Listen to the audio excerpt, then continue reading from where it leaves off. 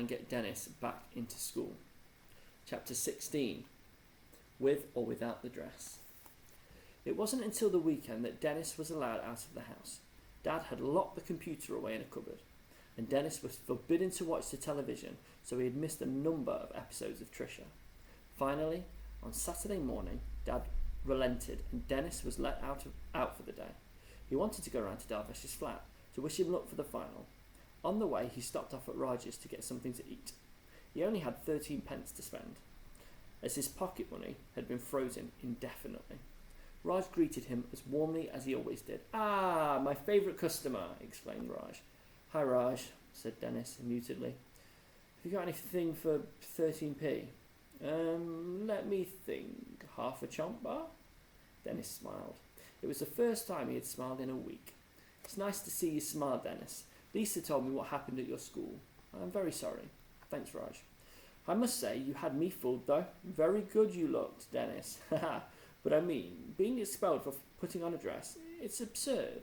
You haven't done anything wrong, Dennis. You must have been made to feel like you have." "Thanks, Raj. Please help yourself to some free confectionery." "Wow, thanks." Dennis's eyes lit up. "To the value of 22 pence. Watching Darvesh pack his football kit for the final was harder than Dennis had imagined. Not being able to play was the worst part of being expelled.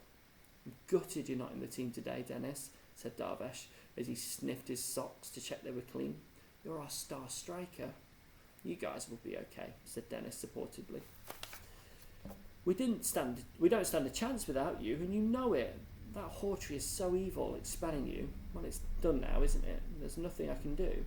There must be something. It's so unfair. It's only dressing up. It doesn't bother me, you know. You're still Dennis, my mate. With or without the dress. Dennis was really touched and wanted to hug Darvesh, but being 12-year-old boys, hugging wasn't really something they did. "Those high heels must have been uncomfortable, though," said Darvesh. "They're murder," said Dennis, laughing. "Here's your pre-match snack," said Darvesh's mum as she entered the room, carrying a tray piled high with food. "What's all this, Mum?" moaned Darvesh. "I made you a little masala, some rice, dal, a chapati, samosas, followed by a Wall's viennetta." "I can't eat all this now, Mum, I'll throw up. The game is in an hour." "You need your strength, boy, doesn't he, Dennis?" "Well, yes."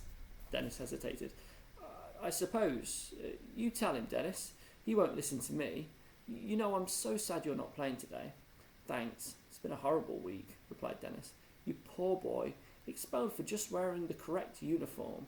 For not wearing the correct uniform. Darvesh never told me. What exactly were you wearing?" It really doesn't matter, Mum," said Darvesh. He attempted to hurry her out of his room. No, it's okay," said Dennis. "I don't mind her knowing." "Knowing what?" asked Darvesh's mum. "Well," Dennis paused, before continuing in a serious tone. "I went to school wearing an orange sequin dress." There was silence for a moment. "Oh, Dennis," she said. "What a terrible thing to do." Dennis paled. "I mean, orange is really not your colour, Dennis," she continued. "With your light hair, you would probably look better in a pastel colour, like pink or baby blue." Thank you," said Dennis. "My pleasure. You can come to me any time for style advice. Now come on, Darvesh, eat up. I'll just go and start the car," she said as she left the room. "Your mum's cool," said Dennis. "I love her." "I love her too, but she's nuts," said Darvesh with a laugh. "So are you going to come and watch the game then? Everyone will be there." "I don't know.